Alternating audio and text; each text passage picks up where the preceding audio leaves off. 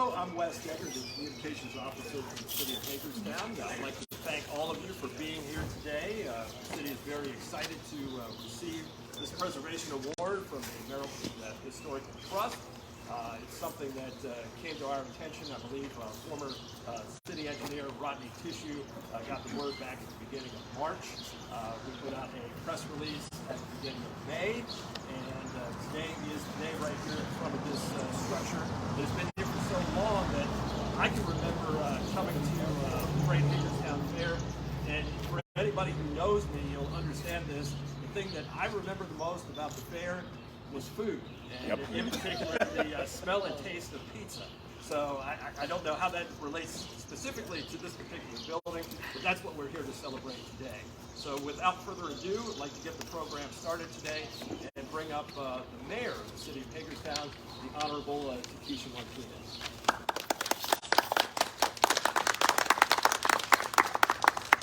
Good morning, everybody. Is it morning? Good morning. Yeah, good morning. Good morning. So I just want to welcome everybody and thank you for being here, and thank you, Historical Trust, for this award. Good to see you, Rodney, after retirement. Just really, really excited. I can remember carnivals, well, the fair as well. One of the biggest and best things to go to. My smells was the funnel cakes, yes, and snowballs with seafoam, and you can't find seafoam anymore.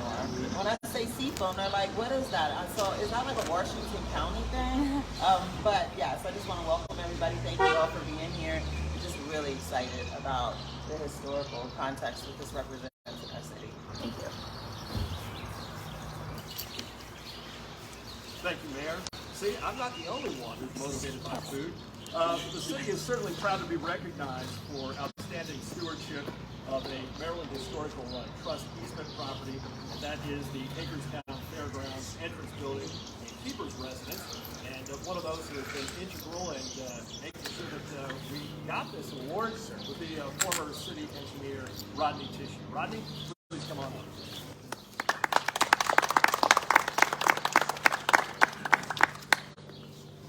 Thank you. It's good to be here. Thank you that Maryland Historic Trust is recognizing the city in this way.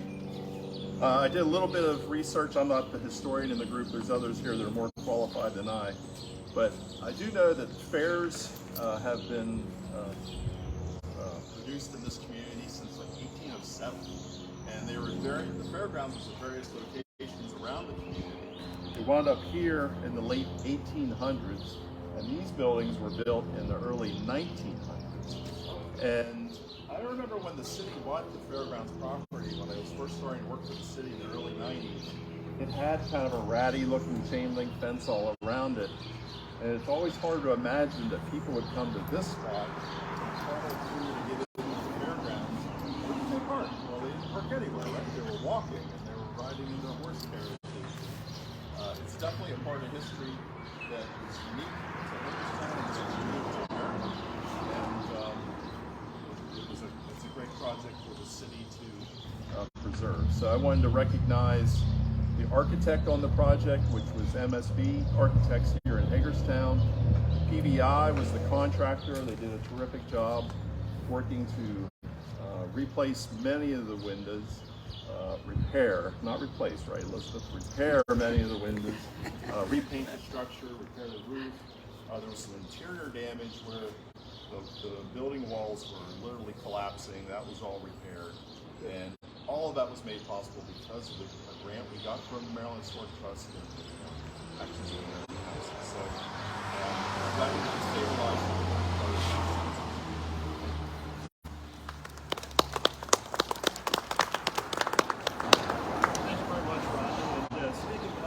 Preservation. I'd like to have the gentleman come up and talk about that just a little bit in terms of why this is important and why it has value as it relates to preservation. In order to do that, I'd like to have Steve Bachman come up.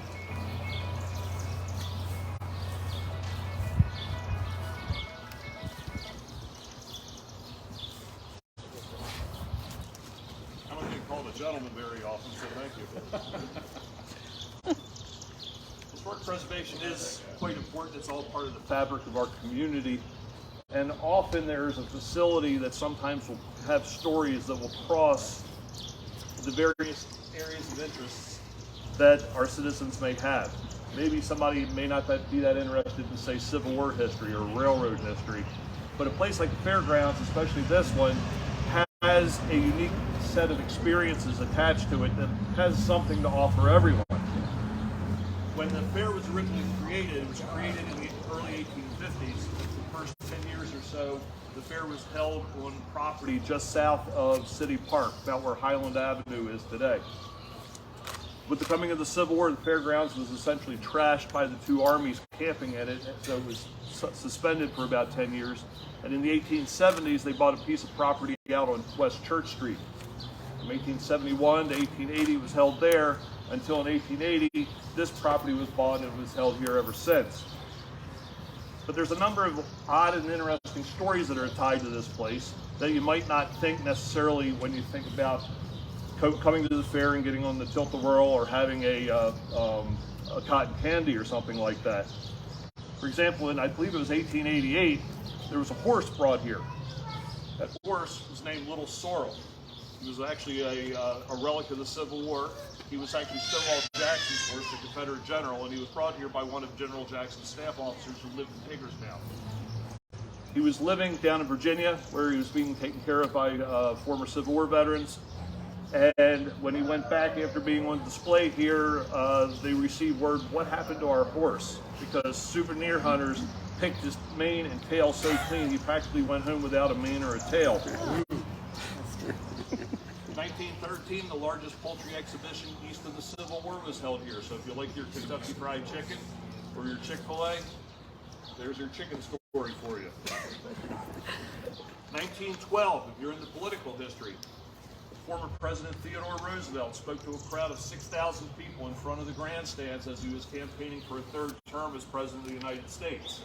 The following month, he lost to President Taft, and then very soon thereafter created the Bull Moose Party. So this was all literally within days of one another. He was here and then creating the Bull Moose Party. In 1937, the 75th anniversary of the Battle of Antietam, there was a huge pageant that was put on here for, I believe it was like 2 weeks running, and it literally had a cast of thousands, and it was so big that the organizers actually ran a railroad siding in off the Western Maryland line into the fairgrounds, across the track and into the infield, where they brought trains in from the B&O collection down in Baltimore. It was that extensive. Circuses were held here all the time. And of course, when you think of clowns, you think of Emmett Kelly, pretty much the highest reputed clown in that field here in the United States. He performed here at least a half a dozen times. Auto shows and even auto races, believe it or not, were held here. Auto races were a thing in the 1900s before the cars got really fast. But there were even auto races held here. Model Railroad Club used this building to have displays in up until probably about 20 years ago or so, or whenever the city bought the property. If you're into music, there's any number of performers who performed here, basically either individual concerts or as part of the entertainment of the county at the county fair. Some of these names, if you're into country music, you've heard of George Jones and Tammy Wynette. You've also heard of names like John Schneider and Sawyer Brown. They all performed here in the 1980s and 1970s. If you're into 50s music, you probably know Chubby Checker. People were doing the twist in here while he was performing. Also Del Shannon, you might know the song Runaway. Dean Clark, the Diamonds, folks like that. So there was a lot of big names here. One of which also was a relatively unknown local performer who came here after performing at the Alsatia Mummers Day Parade in the late 1950s to either participate in, visit, or perform at a square dance here. Some lady named Patsy Cline. Yep. Yes, but nobody knew her at the time. Of course she had to be here. So as a result, you can see where, depending on what happened here at any given time over 100 years, so many different types of things happen. There's always a story that might interest somebody here in a facility like this, which has a wide array of stories versus a site that may have just focused on one story. Thank you very much. By the time I was old enough to go to the certainly no surprise that Steve is our resident historian at the City of Hagerstown. Let's bring up the woman with the award, the Preservation Award, and to present that, the Director of the Maryland Historical Trust, Elizabeth Hughes.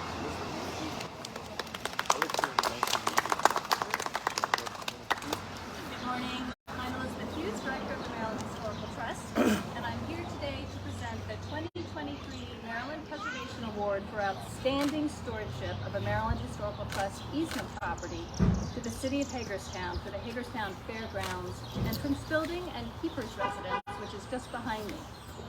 Since 1975, the Maryland Historical Trust Board of Trustees has honored the outstanding preservation efforts of individuals, businesses, nonprofit organizations, local governments, and others who steward, protect, and share the historic places and cultural heritage that make Maryland unique. Historic preservation easements are an important tool that ensures a property's historic and cultural values will be protected.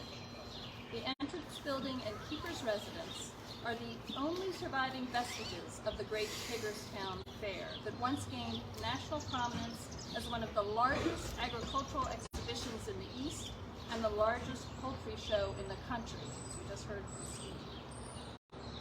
The entrance building, constructed around 1910, is significant for its classical revival architecture, which features 6 cast iron columns supporting a parapet with a pressed metal sign carrying the name of the fair's sponsor, the Agricultural and Mechanical Association of Washington County. These structures, a rarity nationally today, were vacant for nearly 2 decades, during which time water infiltration began threatening their survival. Before it was too late, the City of Hagerstown committed resources to save the deteriorated structures by stabilizing the interior and preserving the exterior.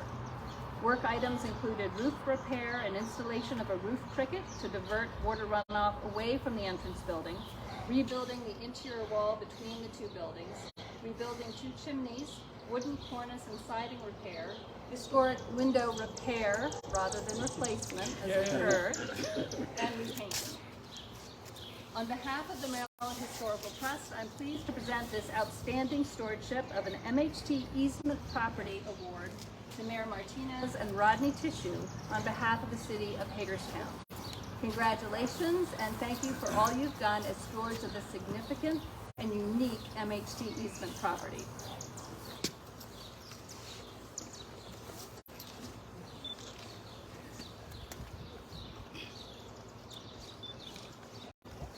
Can we do one for my? Here we go. Good.